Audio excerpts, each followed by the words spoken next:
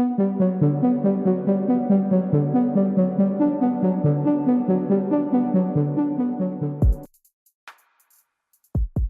Hamdan yang merupakan seorang pejabat senior Hamas mengatakan tidak ada kemajuan dalam pembicaraan gencatan senjata dengan Israel mengenai perang Gaza.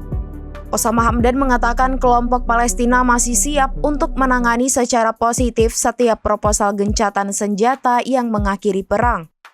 Upaya mediator Arab yang didukung oleh Amerika Serikat sejauh ini gagal mencapai gencatan senjata.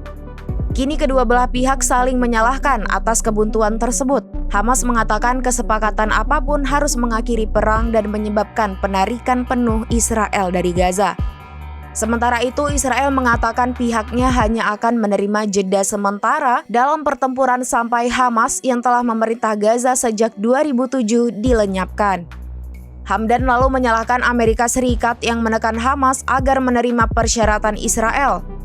Pernyataan Osama Hamdan itu merujuk pada potensi pertukaran sandera yang ditahan di Gaza dengan warga Palestina di penjara-penjara Israel. Diketahui lebih dari 8 bulan dalam perang udara dan darat Israel di Gaza, militan terus melancarkan serangan terhadap pasukan Israel yang beroperasi di daerah-daerah yang menurut tentara Israel telah dikuasainya beberapa bulan lalu.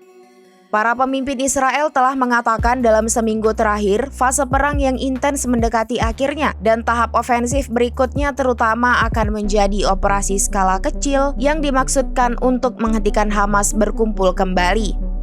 Menurut pejabat medis dan penduduk Palestina, pasukan Israel yang beroperasi di beberapa distrik di Rafah di jalur Gaza Selatan menewaskan beberapa warga Palestina dan memaksa keluarga yang tinggal di ujung barat kota di sepanjang daerah pesisir untuk menuju ke utara. Israel mengatakan operasi militernya di Rafah ditujukan untuk membasmi batalion bersenjata terakhir Hamas.